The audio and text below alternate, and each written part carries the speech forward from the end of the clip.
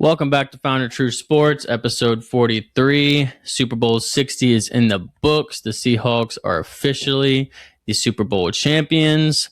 USA and Canada is coming up for the Winter Hockey Olympics. It's going to be epic. The Pels are 5-5 in their last 10. I think 3-1 since the last episode. And we have the inception of our Seamhead segment. We're talking a little baseball at the end. Stay tuned. Talk about it all.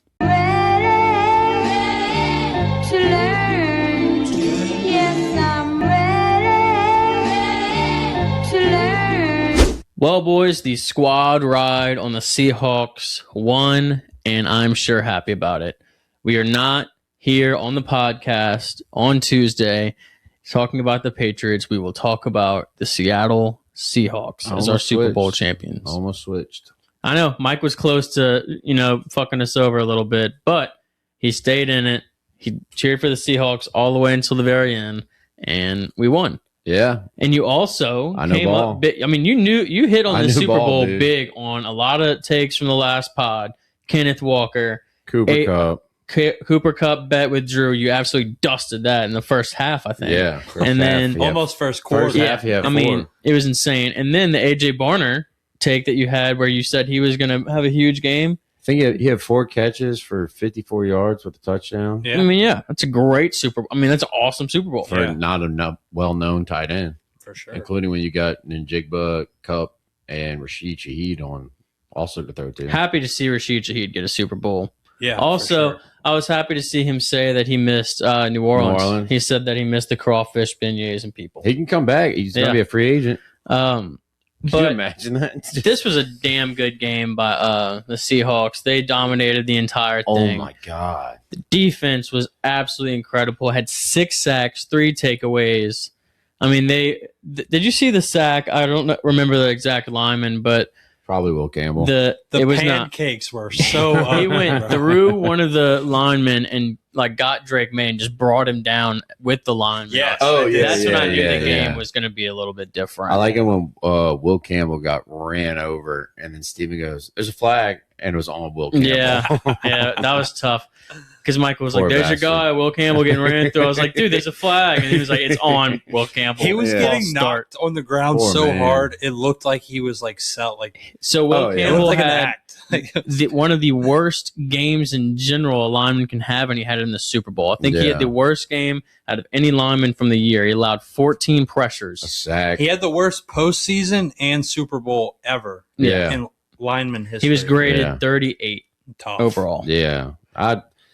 It was bad. I tried to I watched a little film and they were explaining it because the way he drops back, it's not like you're supposed to go lateral. He goes vertical. Yeah, right. Which is it's just not. They're getting on his arms again for being too small. I saw something today and it said, "I bet you Will Campbell would wipe his tears, but he cannot reach his face." Oh no. That was tough. But I tell you what, Kenneth Walker, Michael said it last pod. I kind of said that we both said that they were going to rely on their run game, and they played this game through the run almost the entire time, other than the couple of touchdowns they had through the air to Barner and all. But Kenneth Walker was an absolute beast. At one point, I think he was averaging. I mean, he had 10 rushes for 80 yards, and me and Michael and Jacob were like, "That's different. Fucking insane." And the way he was running too, he was schooling them. He wasn't just running straight through them. He was slowing the ball down. He was kind of finding his hole. He's going to get paid this offseason. He was doing Le'Veon Bell type. He was also being patient, but he also hit it. That was crazy. We were talking about Le'Veon Bell while the Super Bowl was going on, and then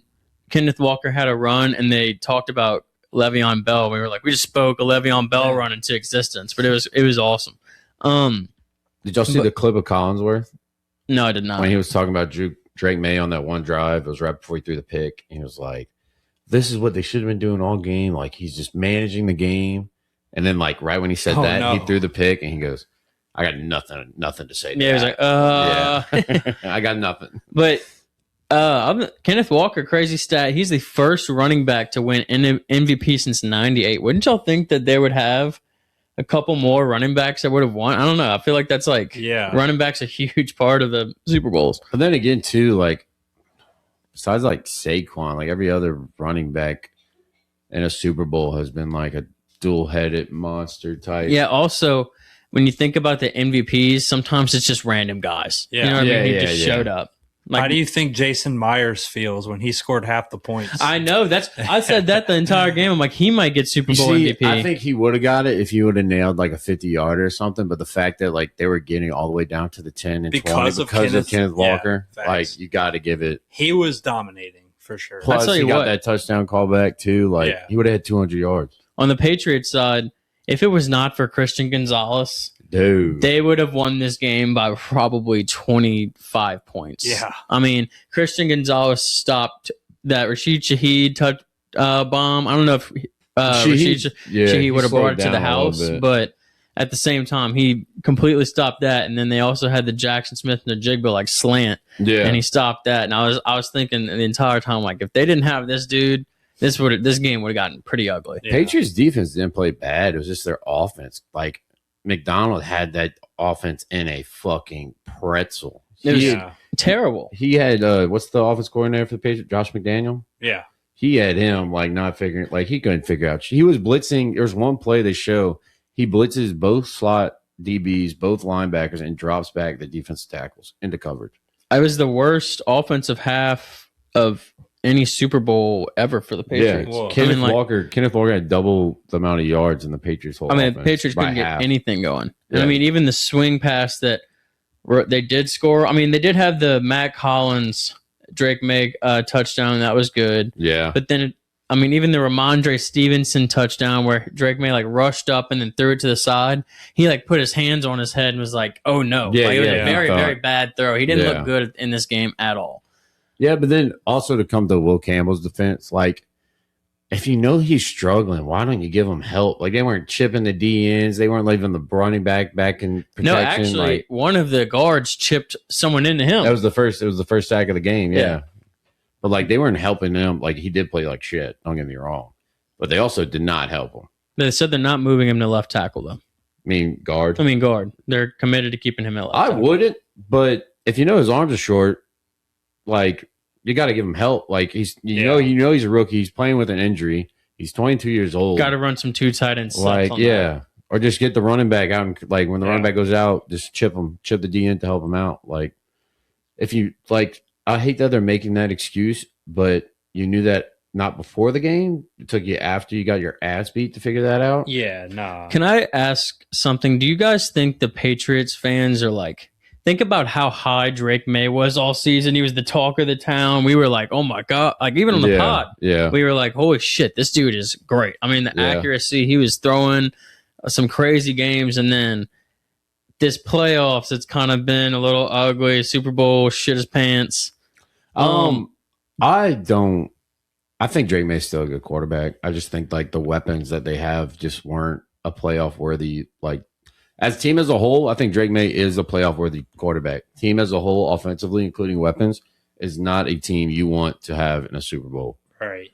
Like, they were beat before that game even started in all phases. If you look up and down at the roster, like, look at what the Seahawks GM did in 3 years with his draft picks. Yeah. All within the first, second, and third round. They all start and play on that defense. And they're all cold. That defense, honestly, I thought about this last night. Do you guys think that this team in a way reminds you of the 2012 Ravens?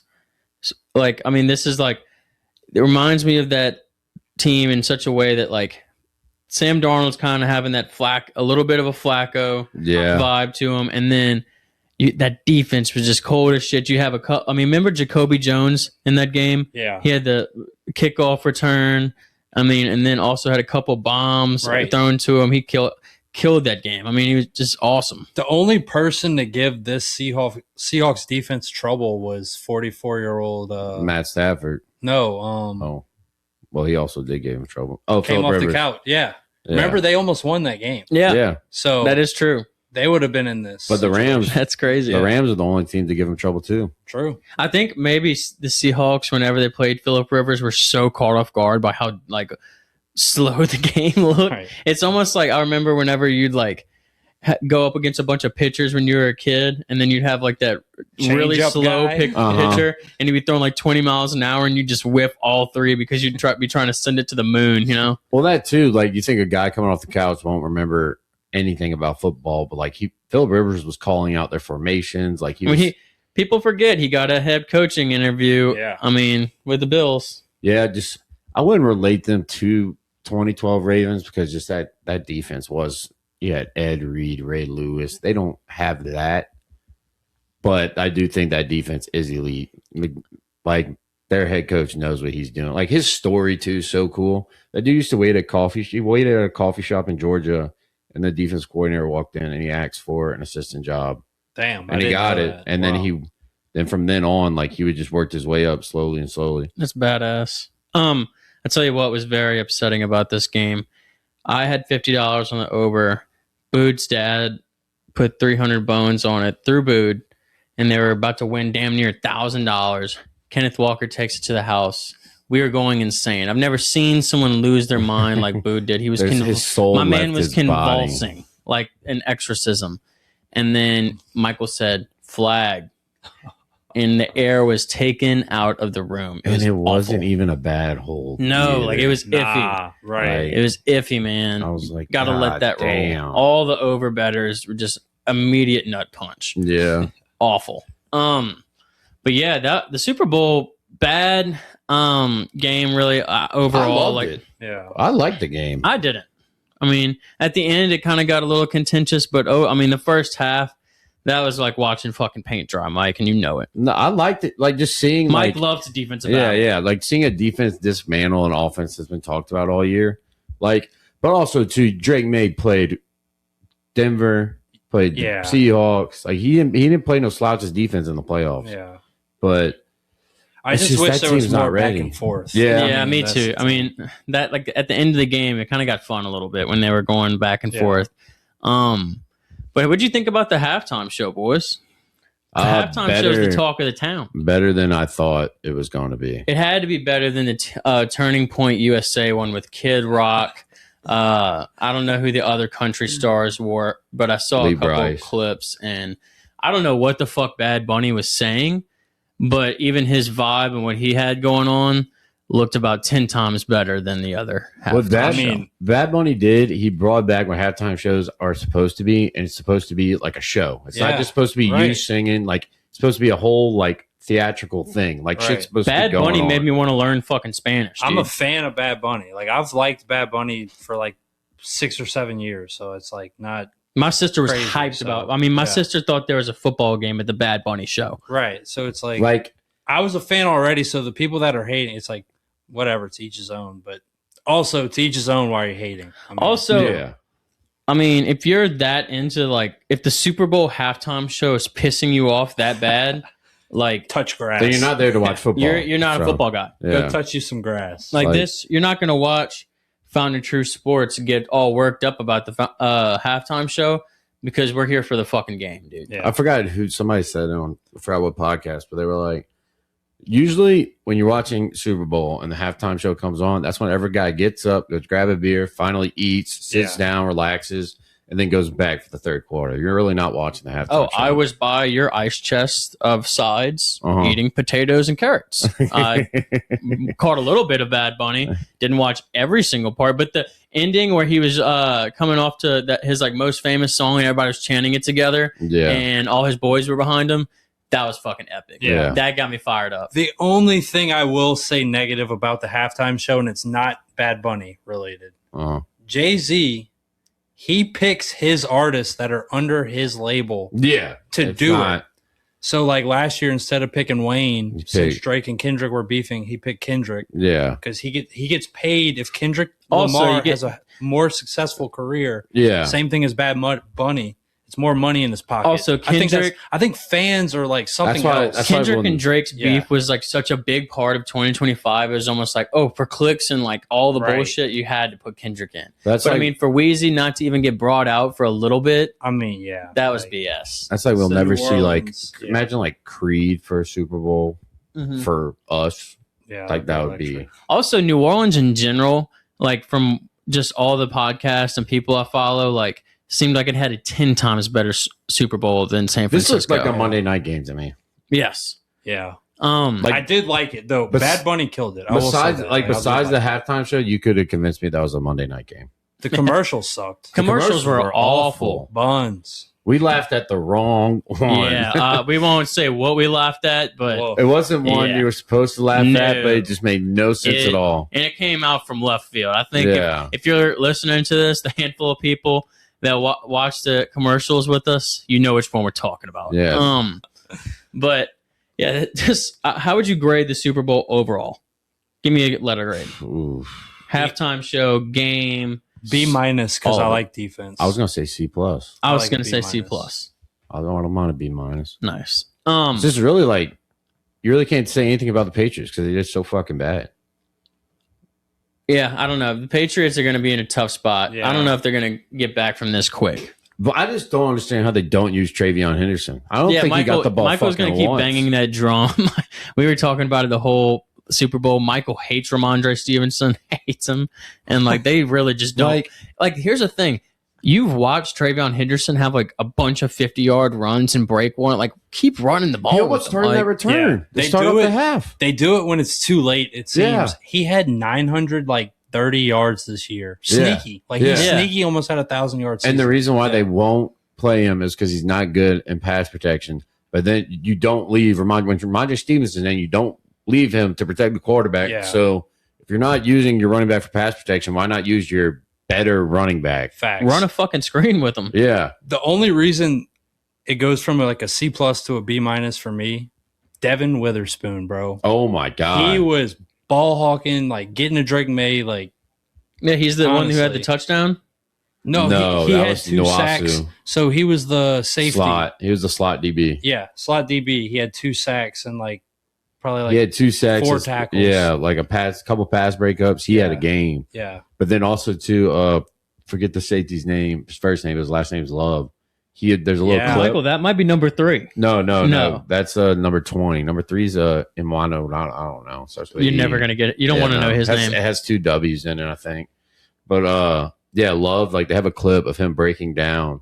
He's talking to the DBs. Julian Love. Yeah. Yes. Yeah. And he's talking to the DBs, and he's like, if you watch Drake May when he drops his back foot, he's throwing that ball in the next second. Damn. And he read it, and the coach goes, that's exactly what he's doing. The next play is yours. And then that's when he got the pick in the 4th. That's so badass. That is so badass. He read it perfectly. Call your shot. Yeah. But super happy we got the squad ride win. Other than that, in football, Saints mock draft, we will have that posted soon. But other than that, in the first couple rounds, I'm thinking we're going Jeremiah Love. I'm seeing so much Jeremiah Love content for the Saints, and I want it. Here's reminding me, this is going to be like when the Falcons got Bijan. You're not going to change my mind. No, it's not. Yeah, not even fucking close. Yeah, it is. Oh my God. Last time we got a running back early, we won a Super Bowl not long after, so I'm with it. There we go. Perfect, Connor. Perfect. Fuck no. Yeah, I'm either wanting him. Are we saying Jeremiah Love's equivalent to Reggie Bush? No shot. Oh, wait, I do have, this was going to be my spout shout, but I forgot it, but I'll just say it now. Reggie Bush is going to be a Saints coach somehow. I forgot he's like some kind of analyst. Like an analyst, offensive analyst or something like that. Yeah, but he's going to be like at the practices, like at the games. Yeah, that's what we need. We need championship minds. Yeah, you know what he's going to say? Do not draft Jeremiah Love. I hope he does not. Fuck no. Well, if we don't get him, I would want Jordan Tyson. You know what I think they're going to do? The Saints front office is letting this leak out. It's one big smoke screen, so that way somebody moves up to get Jeremiah Love. And we drop down in the draft, get more picks because we're rebuilding still. We're not trying to do what the Redskins did and go get guys and act like we're going to compete for something next year. I'm drinking the Kool-Aid, the rat poison. I'm drinking the. If you got it, I'm drinking but it. If we don't get him, I would like to get Jordan Tyson. Agreed. That's who Arizona I want. I want Tyson or Connell Tate. Wide receiver or Tate. That'd be great. But in the second round, if we don't get a running back, we could get Prince, Jeremiah Love's backup. Who's just as good. He's really good. Good point. I wouldn't be mad at that at all. But honestly, I can't think about 3, 4 to 6 because I have to look more into shit. But we will get a mock draft done up from Fountain of True Sports and post it on Instagram and all soon. Like we're gonna do our own draft, like we talked about. Like we're gonna draft our. Fuck yeah. Yes, indeed. Also, I love doing that because I just trade away everything. Matt Stafford, old ass MVP season. Congrats. I kind of like that. And he's coming back. Yes. Yeah. That's a big move. For Sean McVay and Cliff Kingsbury to power offensive minds and coming off a Matt Stafford MVP season scares me for the Rams. I do not like that. And they're like a solid DB away. They're just a solid, little bitty solid defense away. And then, imagine if they kept Jalen Ramsey. Yeah. Honestly, too, though, that offensive coordinator, Mike LaFleur, I mean, they're losing him is a pretty big loss, like when the Eagles lost. But they got Kellen Moore. Kingsbury. True. So that's what I'm saying. Two crazy offensive minds like that. True. And Sean McVay's still going to be calling plays, and they kept their defense coordinator. I just feel like those two dudes are going to stay up till 4 a.m. every night. Oh, yeah. Some kind of crazy offense up. Arm wrestling. And the NFC West is like going to be so stacked. Yeah. You get a thing of bench, bro, and then we'll go inside, draw up a power formation. Super set. Oh, also, this is a bone to pick I have. With the NFL? Huge bone I have to pick. Because wait, you're about to talk about the next one? Yes. Yeah. I saw Tyler Shuck, Rookie of the Year, Rookie of the Year, Rookie of the Year. What the fuck is this? I'm sitting here. We are all in the group chat. Fuck yeah, Tyler Shuck. We're posting it on the Instagram, all kind of shit. Then I really looked it up. Ted McMillan won Offensive Rookie of the Year, and Tyler Shuck was the Rookie of the Year from Pepsi. So I prefer Coke. Yeah, I know. I am very confused on how. I guess the Pepsi Rookie of the Year is just a little bit bigger because I've heard more about Tyler Shuck than Ted McMillan. And I mean, that takes away nothing from Ted McMillan's year. He had a great year. Yeah. I think he really does deserve to be an Offensive Rookie of the Year. But I mean, Tyler Shuck, he's our guy. You got to go with him. And I'm glad at least he got some sort of accolade. But we got to combine both of these. How are you going to, like, me and Christian brought it up Sunday because you and Jake were like, no, he won Offensive Rookie of the Year. I was like, no, he won Rookie of the Year from Pepsi.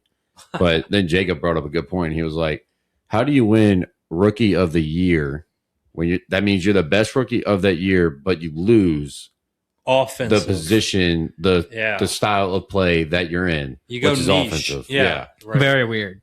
That just means they just hand out trophies for fucking everything, so it really doesn't matter. Our guy's just better. Yeah. Tyler Shuck's the fucking man. They didn't give it to him because he played 6 less games. Or also, Tyler Shuck going to Rouse's and handing out gift cards and getting like 50% noticed was crazy. Like people just thought he was a worker. Yeah. That was wild. Also, we kind of alluded to it last pod, but Max Crosby seems like he is going to be out of Las Vegas. I think that's a smart move.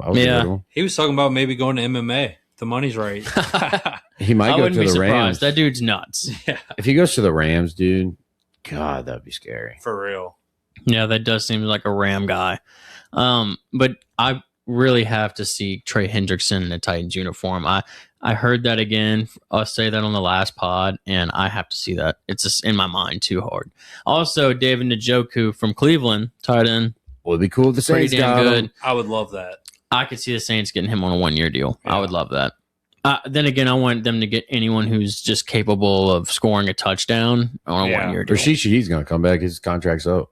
Please, I have a Rashid Shaheed jersey sitting right there in that closet. I would love to bust out. Do you imagine he leaves number 89 the Saints, too? I was early. Damn. He leaves the Saints halfway through the season, goes and wins the Super Bowl, and just comes right back.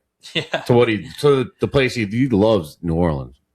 And he got his ring. So, which I still think is funny to this day, how all these players, like, you don't hear about New Orleans being a big sports town compared to everybody else, but every player that comes never wants to fucking leave. Also, it's crazy that all of our players that we like, don't get me wrong, we were starting to utilize Rashid Shaheed in different ways, but like, he went to the Seahawks and balled the fuck out. It seemed like every game he had a kick return touchdown almost, or a damn good run back, and then he had all kind of catches for like these huge bombs, and I'm just like sitting there like, we did that like 3 or 4 fucking times with him. Like, shit. We're just kind of a recruiting center for everybody. Yeah, we're a farm system. His first play on the Seahawks was a kick return touchdown. Yeah. That's about right. His first play of the playoffs was a kickoff return. Yeah. Like, what the fuck? Last thing for football. Did it make you guys feel old as shit to see Drew Brees, Larry Fitzgerald, Luke Kuechly, and Adam Vinatieri all get put into the Hall of Fame? Yeah. No.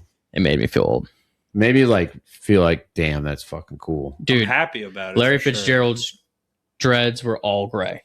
Yeah, that aspect of it. He's that old. But Luke Kuechly looks like he can still play. Okay, he retired early though, like you were saying earlier. Yeah, but it's just crazy to think about all these guys we watched in their prime, have a solid memory of them. We weren't no 5-year-old bullshit when they retired. We watched them. Yeah, I was drinking, smoking cigarettes. Yeah. We got to watch Larry Fitzgerald in the Super Bowl. We got to watch Luke Kuechly in the Super Bowl. We got to watch Drew Brees in the Super Bowl. We got to watch Adam Vinatieri in the Super Bowl.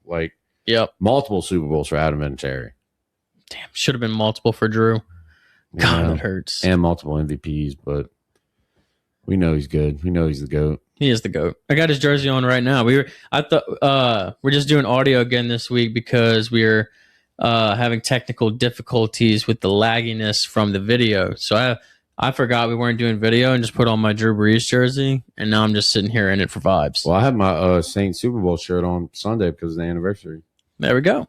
So that shirt was sick, by the way. Yeah, it's a fire shirt. It's got Marcus Colson, Reggie Bush, Drew Brees, all the games they won with a massive ring on the back. And the roster, I think, right? Yeah, the roster. That's fire. Yeah, that is badass. But that does it for football. It's now going to be a little bittersweet. We're going to not have any games to talk about, but we will talk about all the off-season bullshit. We'll do mock drafts. We'll keep it interesting. But let's talk some Fountain of Hoops and get to some round ball. All right, let's talk a little round ball, Mike. Round ball. College ball, we had Wednesday, the day after we recorded last pod, was a day of absolute upsets. We had unranked Oklahoma State over number 16 BYU, even though DeBan said 36. We had unranked Minnesota over Michigan State, which was insane. And then craziest one of the entire night was Portland over number 6 Gonzaga. Gonzaga, you even said this, and you're not even that into college ball. You said they were going to piss down their leg at some point, and it happened. They're like Arizona. They'll exactly. Yeah. Then Friday night we had St. John upset over UConn, number 22 over 3, in a coaching battle between Rick Pitino and Dan Hurley. That was awesome. Titans of college basketball. For real. Absolute titans of the industry, indeed. Then Saturday, we had Duke piss down their leg to UNC. Didn't score in the last 3 minutes of the game. And Duke is even more hateable now to me after this game. We had the typical Duke theatrics in a loss where they basically make it seem like they got murdered and shot. We had the Kyle Filipowski crying bullshit from last year. Then this year, it did happen. The UNC fans came down and got their licks in on the assistant coaches. But it's a rivalry game. It's college sports. Shit's going to happen. Yeah. Do you think they literally pissed down their leg?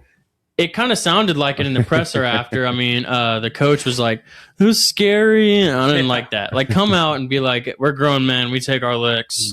Yeah. We're going to get them next time, and then we'll punch their coaches, But the whole floor was covered in piss. Just made Duke seem way more hateable than they already were. Out on John Shire as their coach. Never was in, actually. Illinois and Michigan State went to OT on Saturday. Michigan State won off of another big Jeremy Fears game. Connor told us that Jeremy Fears is shut down for the season. I'm going to make sure that's a thing. Yeah, double check that, but I mean, I could definitely see it. Don't want him on the Pels anymore. As I said on the last pod, he's a pretty dirty player. He is a tripper. He's a nut kicker. He's kind of like a Draymond and or the Morris brothers. Who is the little white guy on Duke that hits all the threes for the Suns? Grayson Allen. He's like Grayson Allen and Draymond. Oh, that's not. I don't want that type of player on the Pels. Tom Izzo discusses his decision on punishment for Fears. Decided suspension isn't necessary. He will be remorseful and make sure this doesn't continue. Yeah, they said that about every dirty player ever. As soon as he comes back in, just kick somebody in the nuts. Yeah, he's going to say sorry and then kick someone in the nuts as soon as he can't. He goes 3 from 12 from the 3-point line guaranteed. Houston kicked BYU's ass. That was a hell of a game by Houston. Kingston Fleming is the NCAA's most underrated guard, in my opinion. Go Houston. The dude had a 40-point game a couple weeks ago, had a huge game in this one. He's going to be a top 10 pick out of this really stacked draft, and he's just absolutely incredible to watch. If you haven't watched Kingston Fleming play basketball this year, just wait until March. It's going to be incredible. Kansas last night, this was a hell of a game. I was so excited to watch. This was appointment television. Hot Kansas team with the number one Arizona in the field house. It was electric. I mean, if y'all saw any clips from the crowd, they had the Pursuit of Happiness remix playing, and it was going insane. It was fun. That's pretty cool. Right before the game, Darren Peterson is shooting around and decides that he has flu-like symptoms. I was in my kitchen going insane, stating that Michael Jordan had a flu game, and how can my player have symptoms and not play? And my girlfriend looked at me like I was an absolute buffoon. But without Darren Peterson, we rallied. We had a huge game from Flory Badunga. We had a huge game from Bryson Tiller. Huge game from Melvin Council. And we got the dub over number one Arizona. Congrats, man. Awesome. Whenever he misses, you ever go, don't. Bryson Tiller. Don't be dishonest. I love that we have a guy named Bryson Tiller. It's phenomenal. Yeah, but I mean, Kansas has Iowa State coming up. If we win that one, we are definitely going to be within the 3 to 5 because we've already broken the top 10. Yeah. And we got to win over number one. I mean, we're probably going to still be in the top 10 even if we lose, but if we win this one, we're going to be the 3 to 5 range. For sure. I'm with you. Do you think Kansas is like better than this year than when they won? That's tough to say because when Peterson's playing. After last night, my only problem with this team up until last night was actually our depth. Like I was a little skeptical of like, damn, like if Peterson's not in or like if we don't have like certain guys playing in March, like who's going to step up? But after last night, I didn't know Flory Badunga could score 20-point games like that. Right. You know, I've seen it out of Melvin Council earlier this season. He stepped up big in that TCU game, I remember. But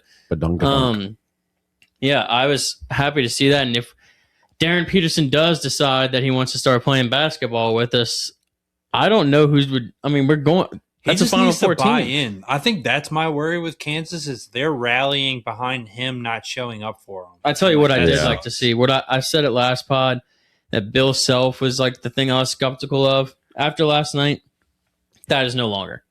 I saw that was the most fired up I've seen Bill Self in a long time. That's smiling, awesome. High-fiving everybody. I saw him go into the handshake line. He just gave out like a real like a victory yell. It was awesome. A war cry. Yes. But that was super awesome to see that. But I really do think this Kansas team has a chance at the championship. I think they're better than that other team that won. I'm going to go ahead and say yes, just for the sheer fact of like their potential with Darren Peterson. We did not have a number one player that year. You know, it was just a team that had played a lot together. Yeah. So a lot of vets. Yes. But I mean, this team is still a bunch of guys who have played together. Yes. But I mean, that mixed in with a number one player, I mean, the talent potential is crazy. For sure. But we do have an awesome bunch of games coming up. We had Purdue and Nebraska tonight while we were recording. Kansas and Iowa, of course, like I said. Clemson, Duke, Kentucky, Florida, Texas Tech, and Arizona is all on Saturday. And then Monday, we have Iowa State versus Houston, which is going to be an awesome game. Other than that, from college, I'm excited for Kentucky, Florida. That's going to be a good SEC game right there. That's kind of those late ranked matchups that we like. Texas Tech going to blow out Arizona. Yep. Michael's calling it. Fuck his Red Raiders. Fuck those Arizonians. But other than that, in college ball, shout out to Louisville freshman Michael Brown Jr. Thanks. That dude went off. He broke the ACC scoring freshman scoring record by Cooper Flagg last year. My dog hit 10 threes and had 45 points and went off. Yeah, 10 threes is 10 threes is insane. Obnoxious. I mean, do you know how Superman you have to? I saw wet like a pilgrim. He was in the middle of the logo, just looking down at his hand, like hitting the like ice in my veins and just screaming. And I would have been too. Like if you're in the game and just shooting 10, I mean, when you can't stop hitting threes, like that's probably the best feeling in the world. 10 threes is insane. Yeah, like that's like that's college. That's like professionally, that's even insane. Yeah. Oh yeah, that's wild. Yeah, let's get to pro hoops. Let's talk about some pro hoops. NBA trade deadline was a little weird. It was boring. It was a little boring. We had AD got traded. The dude's made of glass. He's probably not going to play with Trae Young, who also got traded to the Wizards. I think they're both out for the season. Yeah, they're not. They're just going to continue to tank for a draft pick and look forward to next year, which is honestly not that stupid. No. I like to call the Wizards the Night's Watch. That's where you go to just like disappear. Truly. But yeah, of course, Joe Dumars, the Pelicans GM, did nothing at the deadline other than trade one of our most popular players, Jose Alvarado. Of course, happy for Jose. He went home to Brooklyn, but sad to see him go. He had a good game, too. Yeah, had awesome steals the couple of years he was with us, big threes. He was just an electric dude, just an absolute energy bug on the floor, and like, I know a bunch of guys, even though this guy wasn't a starter, how many people do you know with the 15 Alvarado jersey? Facts. A lot. He was just an awesome player, awesome dude in the city. But how bad are the Pels? Like, hey, don't talk that much shit. I have an awesome stat. Pels are 5-5 in their last 10. We're 500 in our last 10 and 2-1 since the last episode. We're moving in a positive direction. We're not last. You just made Connor yawn about bragging about being 5-5. Fuck off, Michael. You're fucking bragging about, goddamn, all kind of sports at FSU, trying to see the light of day over there, and I have to brag about something. Okay, we're 500 in our last 10. Give me something. I'll get to it when I do hype up the sport that you're thinking of, but I'll get to it why I didn't send it in the group once we get to it. Gotcha. But I wish Joe Dumars would have traded Trey Murphy at the deadline. I mean, like, I feel like he's in that perfect position, like where, I mean, we could have gotten so much for him, and like even if not him, then Sadiq Bey. We're gonna have to pay him. That's gonna suck. Yeah, and I just don't. Hopefully, during the summer we trade Poole and DeJounte Murray. That'll be at least moving us in a better direction. Hopefully.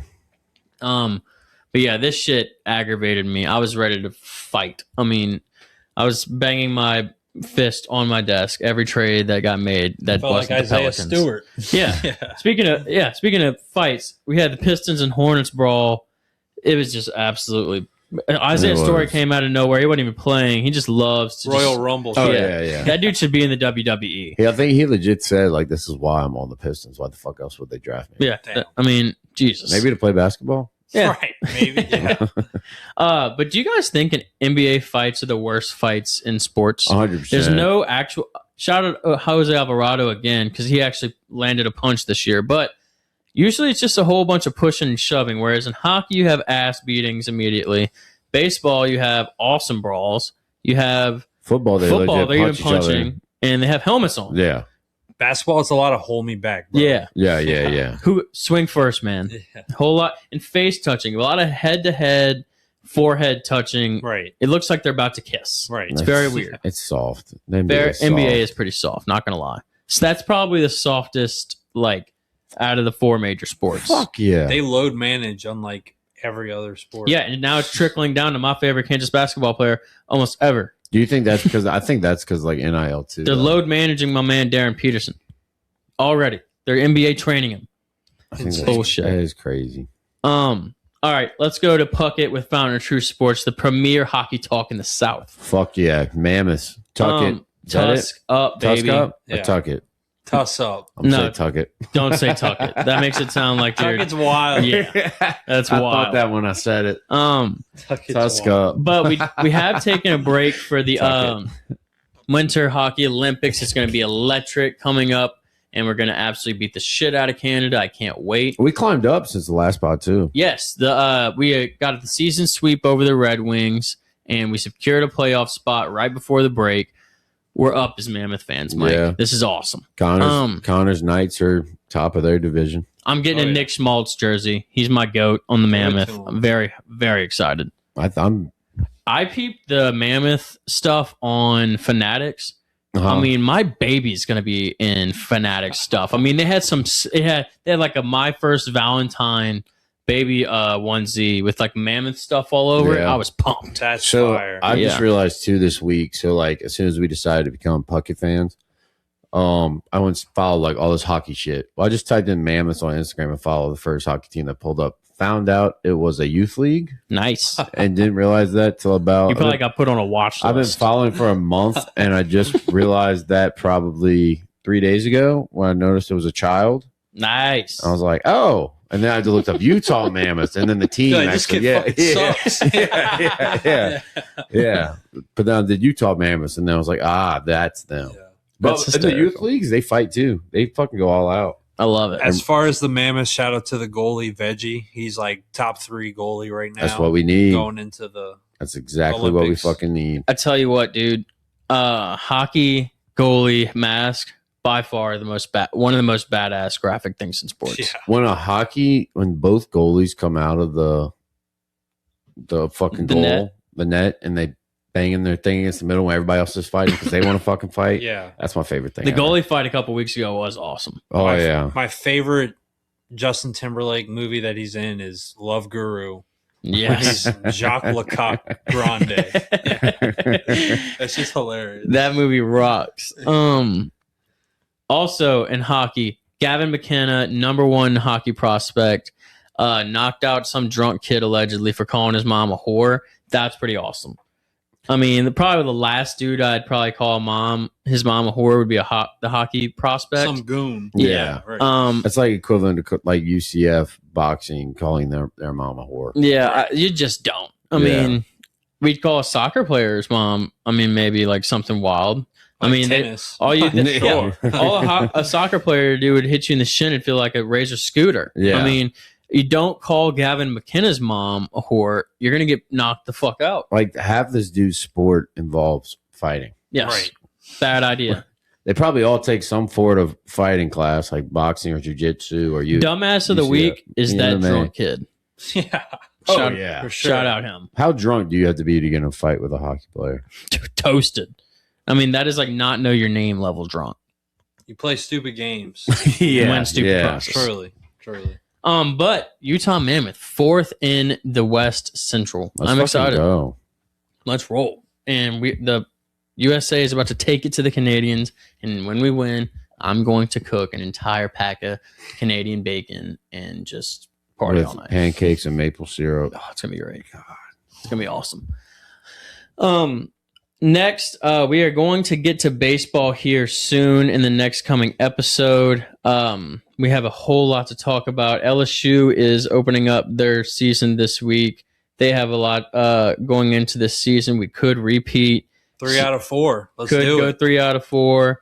But we have blah blah. We're going to talk about all that next pod. We're going to have it broken down for college baseball, who we like this season and everything. All ready for y'all, and maybe talk a little bit about the MLB here coming up in the next month. Yep. All right, let's do a card pull and get up out of here. I'm picking from the bottom. All right, John Abraham from the Falcons. Gross, but I do remember this guy. He was a dirty bird. He was a first-round pick, 13th out of USC. This dude actually was a problem. I do remember that. Oh, shit. He had, a couple of like double-digit sack seasons even before he was on the so he was on the Jets from 2000 to 2005. Then he was on the Falcons from 06 to 2012. Then he was on the Cardinals from 2013 to 2014. So he played from 2000 to 2014. Shit. Damn. 3-time All-Pro, 5-time Pro Bowl, NFL forced fumble co-leader in 2001. Damn. Second team All SEC. He had, and he still never won shit. Ha ha. He had a defensive he was on the touchdown. Falcons. So sucks cool. He was on the Falcons. Yeah, for real. All right, let's get to the spout shouts. What y'all got, boys? Charlie Ward is the new GOAT at Florida State eventually. Charlie Woods? Woods, my bad. Charlie Ward. Wow. My mind's out of it, dude. Dude, I woke up early this morning, man. Yeah, fuck. Well, I just want to know his decision in picking Florida State. I mean, the whole Bryce Underwood thing, I still can't decide. Like, I still cannot stop calling Bryce Young Bryce Underwood, and then Bryce Underwood is Bryce Young. Damn. In my mind, I cannot. That breaks my brain every time. Yeah, but okay, so yeah, the reason why I didn't send the Woods news to the group message because I didn't want everybody being like, "Oh, Michael's golf school now, golf school." So that's why I did not. But that is great for just the program in general. I mean, it's good for FSU vibes, you know. It's good for but he's not going to be keeping there us on notice. Fuck no, he's not. He's going to be there for 5 months. We got Brooks Koepka still out there. You know, he represents Florida State very well. Legend. He's going to go there for 5 months, find an FSU baddie, and be on the tour. Would not hate it if that happens. And also, too, there's a fun thing to watch. If you're ever bored, since football's over, it's thing called Run It, or it's just two big Samoans just running straight at each other. They need to put whoever created that in jail. Dude, guess how much? Michael has sent me clips of this for the last year. A guy died. And there's two dudes that just collide and just don't get up. No pads, no nothing. They knock each other out. I think the winner... Connor, this might need to be investigated. How much money do they win? $20,000. I need to know that. $20,000. 20 bands and you literally... I think that's not even going to pay the hospital bill. Your lights go out. Well, you're out. For the minor leagues of it's like $20,000. For the professional league, it's I think $100,000, which is still not that much. So you got to get the call up after getting knocked out. They do. There's practices and shit. Damn. That's awesome. Just strengthening your CTE. Oh yeah. Samoans have stronger skulls. Got up pretty quick today. Yeah. Connor, what is your spout shout? I got Mason Braun, the freshman first baseman. It was looking like we were gonna, give him a year, just kind of sit on the roster, but he's such a freak athlete that it's looking like we're gonna have to fit him on the somewhere on the lineup. Fucking love it. Athlete somewhere. Oh yeah. Seam heads. But my spout shout, we are riding this Sunday in the Crew Terranians in Homa. If you're out there, yell for me and Michael. We will throw you some beads. We are excited. Just go out there and party this weekend. This is, all the way until Tuesday. It's Mardi Gras. Yep. Stay safe. Stay safe, but let your hair down. Don't call hockey moms. Yeah, do not call the number one prospect in hockey. Don't call anybody's mom a whore. Yeah, you know what? Matter of fact, don't call anybody's mom a whore. Don't call anyone a whore. Just dap up everybody, smile. Team respect. Yep. Go eat some king cake. Have a good time. Call her a bitch. Yeah. Do that. All right. Well, hope y'all enjoyed episode 42 of Founder True Sports. Go like, subscribe, share, yell it in the middle of the street. Hope y'all enjoyed yourself. Later.